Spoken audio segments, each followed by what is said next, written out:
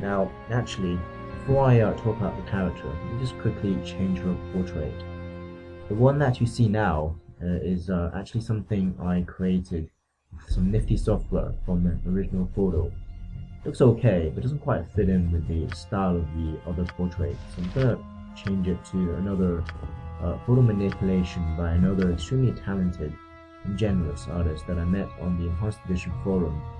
Her name is Viray, and a link to the thread on the forum is provided in the information box below, where Viray, and I hope I'm pronouncing her name correctly, where she and some of the other artists who share their work on the forum do so.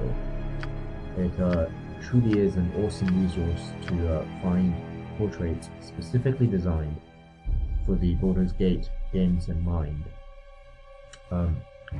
Now, it might look similar to you, since Viray's version is also based on the same photo that I used, but I think it fits with the rest of the portraits much better. So in case it doesn't look quite as much like a photo op, in my opinion. So in case she ever watches this, thank you very much indeed. Okay, back to the character then. Now in the tutorial video I called her Dragon Maiden, but I've decided to go with the more informal, more endearing, and more literal translation of her name as Little Dragon. Now her Chinese name is Xiaolongnu, which literally means Little Dragon Girl. That's a bit of a mouthful every time I mention her, so I think I'll just call her Little Dragon. She is one of the most iconic characters from the works of Jin Yong, the king of wuxia, whose epic works I mentioned earlier. She's described as an impossibly beautiful and enchanting young maiden who lived in a tomb, or more accurately a cave network, the home of her obscure tomb sect martial arts sisterhood for most of her early life, and more or less secluded from the rest of civilization. She was so beautiful that people actually mistook her for a goddess. Why isn't her charisma higher, you might ask? Well, it's because as I've become more familiar with the Dungeons and Dragons system, I've learned that charisma is far more than just physical attractiveness, being beautiful or handsome. Instead, the stat represents a character's ability to influence others, and that could be through seduction, intimidation, or a silver tongue. And in Jin Yong's story, more precisely in the return of the Condor Heroes, she is very much depicted as somebody who is totally naive and clueless about the complexities of civilization. She's not stupid, but growing up in total isolation from other people meant that she had no knowledge of the norms of society, which incidentally is also why her wisdom is pretty low. But I'll talk about that in a bit more.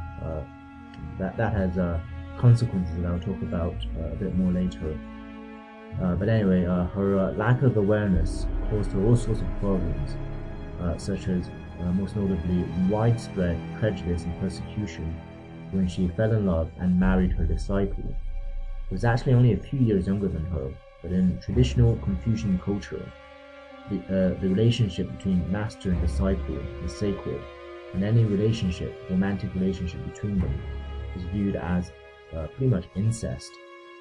So that's why I've kept her charisma relatively modest, even though her depiction by the actress Liu Yifei in the 2006 TV series is literally the most enchantingly beautiful woman I've ever laid eyes on.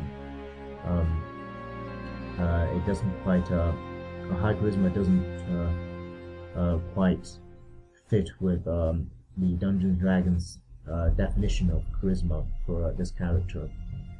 Now, as is typical with wuxia characters, she does not wear armor.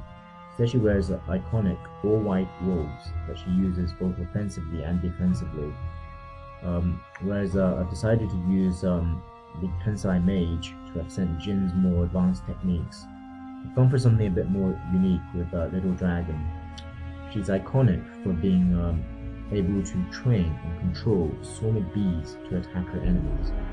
Added to the fact that she lived in seclusion in the wilderness, I thought making her a Tensai Druid multi-class would best represent her abilities. Obviously, this is an illegal multi-class combination, so I am extremely grateful to yet another friend from the forums, Krebsdak, or as I like to call him, Crespinar, who very kindly helped me to create a mod specifically for her, which in addition to making her a Tensai Druid, also added a number of extra innate abilities as she leveled up to represent some of her skills. This was partly to compensate for the fact that I lowered her wisdom to only 12, which of course reflects her lack of knowledge of the world, of human society. But of course, unfortunately, wisdom also happens to be the primary attribute for druids, which would mean that she would have missed out on a lot of spells. To be a problem, actually, because she is the only divine or priest caster in the party. So details for the mod are included along with further information for all my characters in the link to the forums below. But the most notable ability, I guess, worth mentioning at this stage is that the mod gives her free insect swarm, insect plague, and freaking doom at higher levels when she would normally be able to acquire them through divine magic anyway, which obviously represents her ability to train and control swarms of magical jade bees. In addition to the thread, I provide below a link to a short clip featuring Little Dragon in action in the 2006 TV series. From that, you might notice that she wields straight swords, or in Chinese, qian, which is typically the norm for protagonists of the wuxia genre. But of course, in the Baldur's Gate game, druids have a very limited selection of weapons, so she'll have to make do with scimitars, which I guess is close enough. And it's also kind of handy because it differentiates her weapon proficiencies from that of Jin. And again, I don't have a clue what weapons will come across in the Black Pits, so I'm just hoping that there'll be some good scimitars to use. Finally, I'll end with a quick discussion about her race and alignment. Obviously, she is a human in Jin Yun's works, as there are no elves in wuxia, or at least in Jin Yun's wuxia setting. However, she's described as an almost ageless, divine beauty, so I've decided to represent that by making her a half-elf in the Forgotten Realms setting, which seems somewhat appropriate. Her alignment is actually more interesting. I like to look at the lawful to chaotic and good to evil scales independently. So, on the lawful to chaotic scale, she's a bit of a paradox. She is an honorable individual who tries to keep her promises and abides by the rules of her martial arts sect pretty strictly, which certainly are very much lawful attributes. However, when she is confronted by mainstream martial arts sects about her relationship with her disciple, she shows little willingness to surrender to the norms of tradition and society, and is quite willing to rebel against the status quo of more established sects like the Taoists and the Buddhists, who are the moral guidance of medieval China. In the end, I consider her grand story to be basically a love story in defiance of the traditional order. And so I've decided to make her the only chaotic character in this party, even though she's not by any means chaotic in a random or crazy sense, which a lot of people seem to mistake chaotic individuals as. In terms of good to evil, a case can be made for anywhere on the neutral to good axes. Her story takes place in the midst of the Mongol invasions of China, and unlike some of the other heroes in the saga, she shows little interest in the grand politics of the time, and she does not proactively seek to defend the Chinese Song Empire or the Song Dynasty, whether that's from external enemies like the Mongols or internal threats like corrupt and abusive officials. Her limited interventions were driven entirely or mostly by selfish reasons to protect and help specific individuals that she loved and or cared about, and not some greater altruism for a wider society which persecuted her and her lover because of their rejection of a Confucian tradition. However, I decided to make her good because she repeatedly demonstrates her capacity to love and willingness to forgive at least some of those who quite obviously wronged her. I feel that she is inherently a compassionate, virtuous, and altruistic individual, and probably would have cared more for wider society beyond the individuals that she cared about if she had been treated better by society in return. And thus, I arrived at chaotic good, though it could easily have been true neutral or even lawful good. And if anyone else is familiar with the character and these stories that I'm talking about, I'd be really interested to hear how you might have implemented Xiaolongyu in a Forgotten Realms setting. Right, we have one more character to go, and that's going to be the second of my modded characters, Otori Takeo. Otori Takeo is the protagonist of the wonderful fantasy series called Tales of the Otori, which is based on a fantasy version of medieval Japan, the age of samurai and ninja. The series by Liam Hearn was so immersive and compelling that it inspired me to attempt to write a novel of my own, and this is why Otori Takeo is significant to me, as he is essentially the inspiration for Jin and the Tales of Sima Jin, which is incidentally not the title of my novel, by the way. In the Tales of the Otori, Takeo starts off as a teenager whose family and village is brutally wiped out in one of the vicious inter-clan conflicts of his homeland between powerful samurai lords.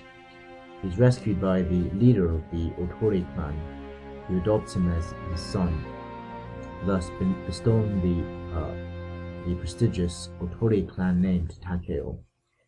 And like Chinese people, the Japanese also state their family name, in this case Otori, ahead of their given name, in this case Takeo. Takeo is special because he is descended from the tribe, who are basically super ninja.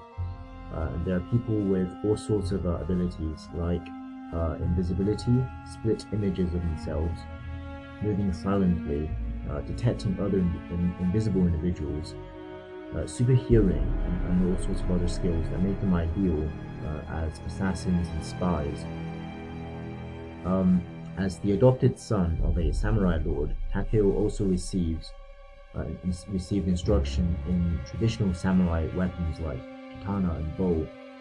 Thus, I've decided to implement the character in Baldur's Gate as some sort of multi-class fighter thief, which hopefully captures both his, roguish assassin side as well as his samurai lord side. Although obviously I accept that when he's wearing armor, he will not be able to use any of his thief skills, wearing heavy armor, valor. But I would like to have the option to do both, if that makes sense. Now, in order to capture some of these more fantastic abilities, Prevstack, who obviously helped me with the Little Dragon mod, also helped me to mod Takeo as a multi-class of fighter and shadow dancer, with a couple of extra abilities thrown in. The shadow dancer kit allows him to hide in plain sight, which seems ideal, which is like a hide in shadows or something. Except you can also do it in sight of the enemies, which is ideal to represent his invisibility and stealth skills.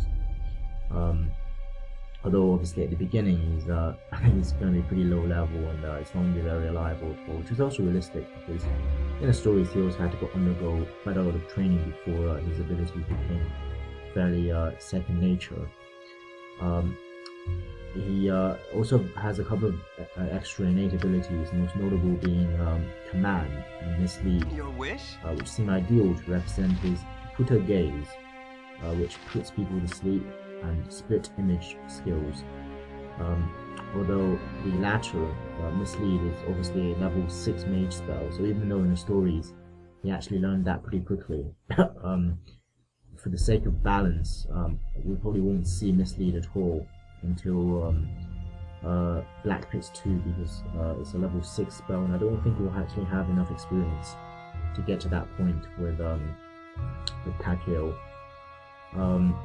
Again, as with Little Dragon, further details for the mod and the rest of the party can be found in the link to the appropriate forum thread below.